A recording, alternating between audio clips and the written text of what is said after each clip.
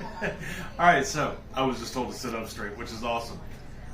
Good morning, good afternoon, good evening, depending on whatever day and time you watch this.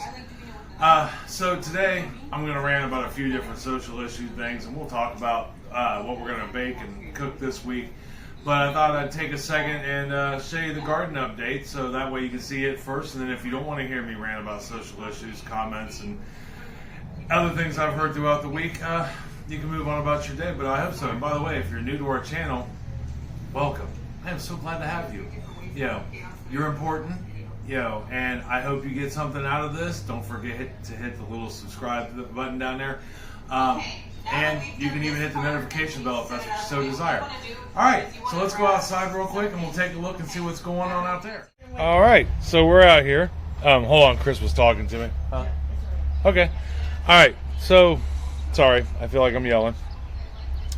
Here's where we stand, as always. I still have some extra tomatoes and peppers down here that I think we're going to end up putting in that flower bed that you can barely see right there when the time is right.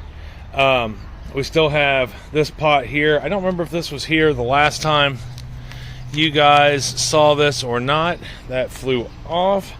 But that is basically bell peppers and some jalapenos and then 2 tomato plants on top. And as those grow and get larger, I'll put some kind of fancy screen around it so that way everything stands upright. Here are my beautiful jalapeno and habanero plants. Have those things not gotten huge since the last video? Look at that. I mean, those bad boys are every bit of 18 inches tall and looking gorgeous. They're even starting to bloom. I don't know if you can see that flower right there. That's actually its 3rd bloom. I've got a couple more on these ones here. And then the herbs up top are really just, this sweet basil right here, I've actually even already pruned this back once and have it hanging to dry, along with the cilantro I just pruned back yesterday. They just got watered, so they're feeling a little flimsy at the moment. And then of course the parsley back there, and my thyme is getting ready to go gangbusters.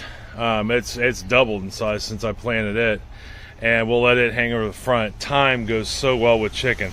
And then we come down here, and as always, we got I think that's foxglove. And we've got I don't know what that annual is, but look at these lilies. The annuals Chris picked out a long time ago. Those lilies are absolutely gorgeous.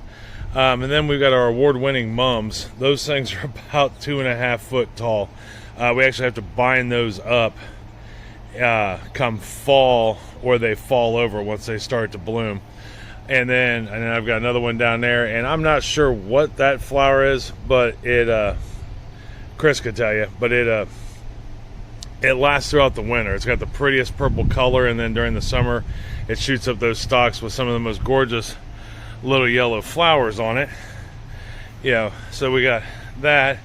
And then if we come around to the other side of the sidewalk here, this is like, I know that it looks rough back here, but that's what happens when you live on the corner of an alley and a street. We still got all this going. I got more, my jalapenos looking good there and there. And I don't know if you can see them, but I got a beautiful little bee hanging out there. We lost last year and the year before, we had bees here, and they would pollinate everything, and they came from over in that direction there somewhere. There was a beehive, but the people that lived there no longer live there, and they took their beehive with them. So we got another pepper, got a nice flower going there, one getting ready to pop out there. Succulents are doing well there. And then our daylilies, which this is one of them popping up right here, which I have more coming up around the gnomes. Those shouldn't even, we planted those last year just to see if they would work. And they shouldn't have come back. Ohio gets really cold, but they did, which is awesome. And then I got more lilies starting to come out with their stems there. We've got our cucumbers going there, which is awesome. The tail end of my fire orange lilies. More lilies getting ready to pod. Grass, decorative grass, my irises that have already gone out of season, and the hanging plant is just looking beautiful. And if you notice, I got another one up there. We did those ourselves along with our baskets there. All right, let's go out and take a look at the garden real quick, see where we're at there. Oh, there is my workshop in all its fame and glory.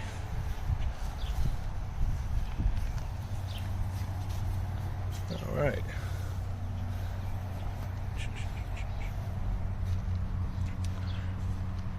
We got everything getting nice and green, getting ready to bloom. Starting to get lots of blooms starting on these already. Now these ones here are the poblanos, like I said earlier, and then we've got 3 more habanero plants. I've got like 20 habanero plants total, and then that's just a variety of bell peppers. And these tomatoes that are right here are all Romas. All right, well, let's go back into the house, and you guys can listen to me rant, or you can stop watching right now if you don't want to hear me rant. But that was an update on the gardens. All right, give me just 1 second, and I'll be back in the house. All right, so I hope you guys enjoyed the tour of the garden real quick. And like I said, I'm gonna, it's been a lot going on this last week. Once again, more shootings. And I'm gonna dwell on the shooting thing until maybe we can come up with a solution, because it really bugs me. I saw on the news where there have been, so far we're only halfway through the year. It's June. We've had 260 mass shootings in the U.S. 260. It's ridiculous. I mean, absolutely. Wow. Why? What is causing this? What is driving people to the brink that they need to go out? Now, let's define mass shooting, all right? According to the U.S. government, mass shooting is anything that involves more than 4 people shot at the same time, at the same event, or whatever. So even at that, 260 of them, what's that? A little over 1,000 people killed. That doesn't include wounded. That's just killed. Why? What's going on? Teenagers are still killing each other, at least in my neighborhood they are. In central Ohio, it still seems to be pretty rampant. Why? Now I have a theory on that, at least with the kids. Here's my theory. Check this out. And it may be more of a conspiracy than a theory, but at least I'm thinking about this, right? Which I think is more than some people are doing. So let's not blame the parents for a second, okay? Although a few videos back, I blamed the parents, and I do still blame the parents, to some extent. But let's think about what has changed. What has changed in our children comparatively to other generations? What's changed in this generation of teenagers now? Well, let's start with something as simple as they don't go outside and play. Okay? So let's say they're not going outside, they're not being as interactive as they were with the rest of society. Instead, they're home watching social media. All right? Now, social media can be a good thing, but it can also be a terribly bad thing. I know at any given moment I can I can even just jump on the internet, and I can find pictures of people being shot for real, by drug cartels. So that being said, you take an impressionable younger child whose parents probably at work all the time to make ends meet, because we have to overprice everything due to greed. And so nobody's really there to maybe keep an eye on this younger individual whose mind is being formed as we speak. They call teenage the formative years, because that's when you're formed, so to speak. That's when you start thinking like an adult. So as a teenager, if you've been watching, let's say, crime and thug stuff on social media, and that has become a norm for you, maybe gun violence seems okay. Like I said, this is just a thought. We were talking about this. I was talking to some of my younger friends about this yesterday. And is it possible that that's why we're seeing 14 and 15-year-olds killing each other? Because they see it in a social media format, because they're not out. Social media, for better or for worse, has become kind of the primary function of most teenagers. I know. I work with a ton of teenagers who are always on some form of social media. Always. It's like their addiction.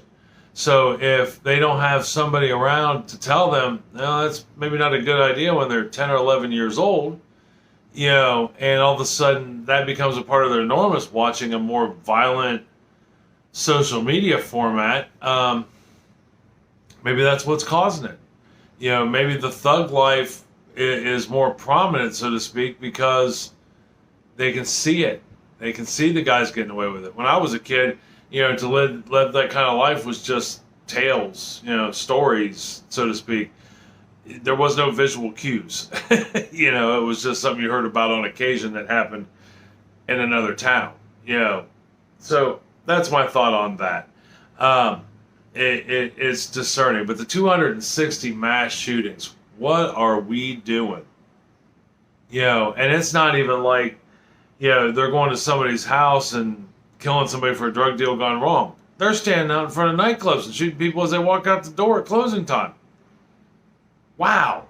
What has gone so wrong at your job that you felt the need to walk into your former employer or your current employer and start shooting people? Come on, man. Come on. Let's we got to work on getting this fixed, as a country and a nation. We have become so divided and violent in so many ways. It's unreal. We are never going to achieve social equality acting like this. And that's like another thing I was thinking about that I think is kind of important as I was talking to some of my young friends over the last week, is mental health. Mental health always seems to be prevalent, especially in the younger generation, which makes me wonder what we can do to help this. But I can tell you one thing that we can't do to help this necessarily. Like I said, I don't think any solution is a one-size-fits-all, but I'm noticing a lot with my younger friends that they go for help. Okay, so my couple, 2-3 younger friends that do need, they have reached out for help with their mental illnesses, so to speak. I don't even know if I call them, they're mental illnesses, but the problems they're having in life, how they got there is irrelevant. The point being is they're there. Okay, so they reached out for help, whether it would be to their parent or they're old enough to go see a doctor. The answer always seems to be drugs. Let's try this medication. Let's try this medication. I have a friend who is still a teenager. She's in her late teens, but she is, honest to God, just in the last 6 years, been on 35 different medications, all prescribed by her doctor, her psychiatrist, or different psychiatrist, to try to help her, when in reality, I personally don't know if that's the solution. She's even doubting it. She's to the point now where the medicines have done so much bad to her. I mean, the poor girl lost her gallbladder over one of the medicines. It was a side effect. That she doesn't take any of the medicines now. And she's scared to try anything new. I can't say I blame her. So I guess here's what my thought is on that, because we are over-medicating ourselves. I think we are an over-medicated country, at least society. So here's what I think my advice is, because like I said, one of the doctors I had to go see, because they think I have ADD, which, by the way, is also ADHD, and before it was ADD, it was hyper stimulus something or another, which is what it would have been when I was a kid. So they think that's part of my problem. And some of my other issues are related to my thyroid. And what I'm about to say, I recommend you say to maybe your physician. And this can hold true for physical or mental. For a physical doctor or a psychiatrist, when they start to say, well, maybe we should try XYZ drugs, say, okay, well, is there an alternative that doesn't involve drugs? Like when I go back to see my doctor, when I went and saw him at the beginning of middle of last month, I go see him again at the end of this month. He was, you still got a couple more tests to take, but you were really screaming ADD, which didn't surprise me any. And if you don't know what ADD is, it's attention deficit disorder, which means I hyper focus on something for a short amount of time, but in my hyper focusedness, I don't always retain it, and I have a hard time remembering it. And I have a tendency to move on to things, which is why I have 9 different projects running at the moment, as my estimate is. But if it comes down to, he officially diagnoses me with ADD at the end of this month, and the first thing I'm going to ask him is, okay, what alternatives are there other than drugs? Is there an exercise I can do with my mind to help retention? Is there, something I can do that doesn't involve drugs? I'm not anti-medication by any means, but I want that to be a last resort. I don't like to take pills. I never have. I probably never will. I'm not that guy. The most you will ever have caught me doing at any given time in my life was smoking cigarettes, smoking marijuana, pot, whatever you want to call it, and having a beer or a shot. And even those have long since passed. But if the medication is needed, great. But I think we are too quick to medicate. I think we are too quick to prescribe painkillers, and inform those addictions. Like even my father-in-law for years was on prescription painkillers for years, and when he would run out, or couldn't get his prescription, whether it be he had no way there or it wasn't ready yet, the withdrawals, even on a 24-hour period, were horrible for him. Nobody should have to go through that. The withdrawal and addiction is a horrible thing. It's an absolutely horrible thing. I've watched several people in my lifetime go through addiction. So be leery. Whether it be from your physical doctor, your physician, your family physician for your physical health, or your psychiatrist or whoever it is you talk to for your mental health. Ask about alternatives before you try a drug, especially one that's going to, change your mind, chemically, or change your body so you're losing pain. That's important. Once again, what, and I don't have an answer for this. I don't even have a theory for this. But what is causing, all the cases with the younger generation of anxiety and despair? What causes that? What is causing that? Because it may have always been around, and we just didn't notice it. For years, my answer to everything, and I still hold true to this for myself, is suck it up, buttercup. Let's just get it done. But I know that doesn't always work. That is not always the answer. For me, it is.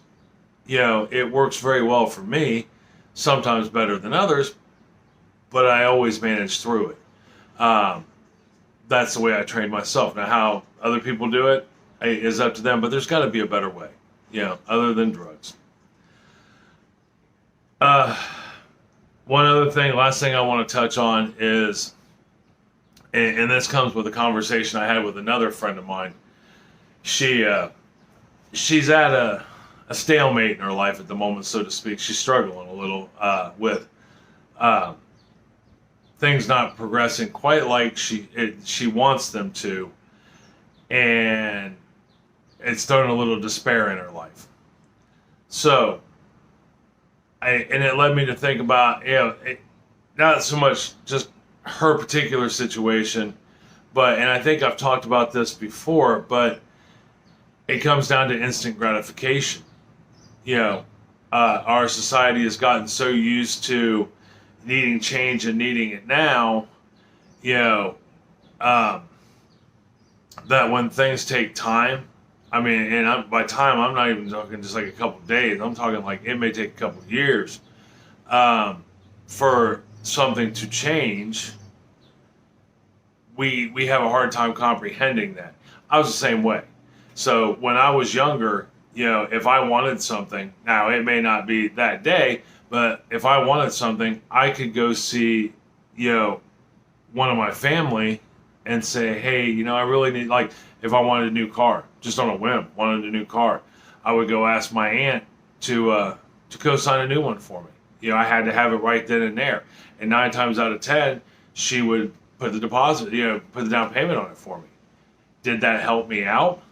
Yeah, it helped me out at the moment. Did I really need it? No, probably not. You know, I took advantage of the situation. But what it didn't teach me, and this is probably the one thing that by being spoiled by my family, my immediate family, the people I saw every day, didn't teach me was patience and understanding. You know, working hard is important to get that too, but you're not going to get everything, and not everything's going to happen right away, and you're going to get frustrated. That's going to happen. You know, you're going to feel like, oh my God, this cycle is never going to end, but it does. Some things just take time, and I think because we've created a world of instant gratification, when it takes more time than you want, and you can't have it now, it throws people into despair, you know, which can lead up to anxiety. Patience, understanding, things take time.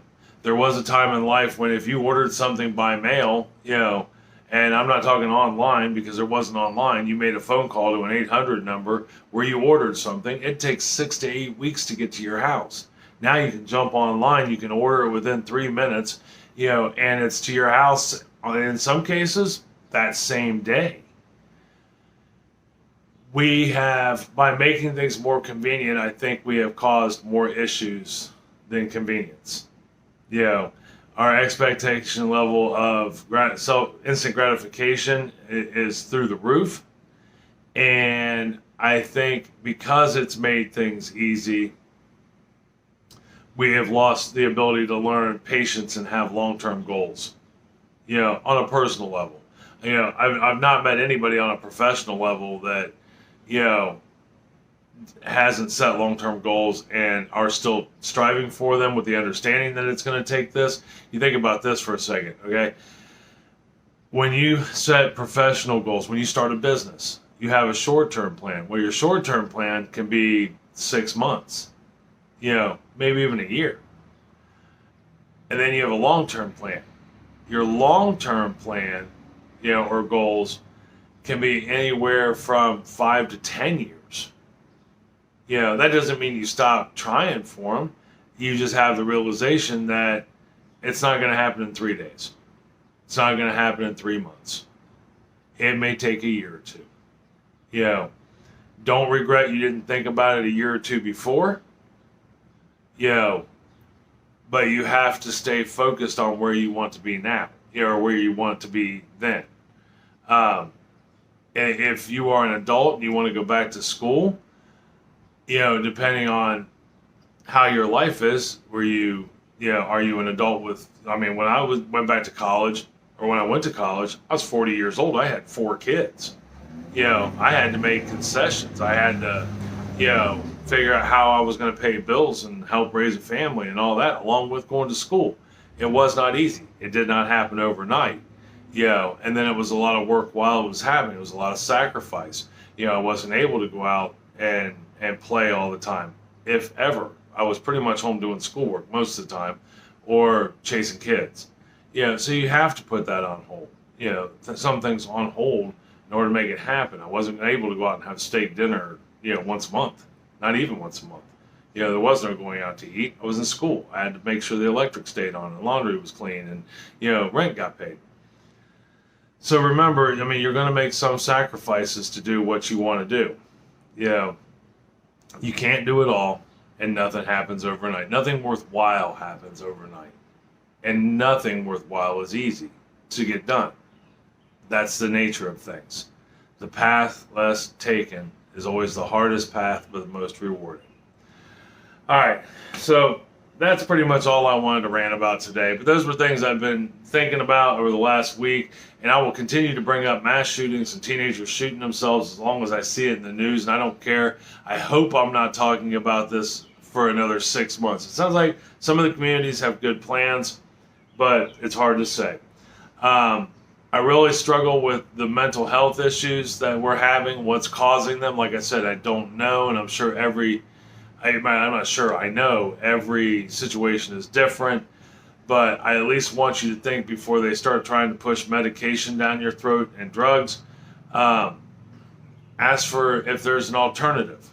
You know, is there something I can do mentally, do just help stimulate whatever, or make myself better without taking drugs. There's no reason why somebody at a young age should have already been through 30, 40 types of drugs, to cure what essentially doesn't seem to be that thing. I mean, I've known this person for quite a while now, and I don't see, in my opinion, the need to ever be on any drugs. I ask for an alternative. Always ask if there's an alternative first. And then if there's not one, then maybe start the drug. Remember, if they recommend a drug, you don't have to say yes right away.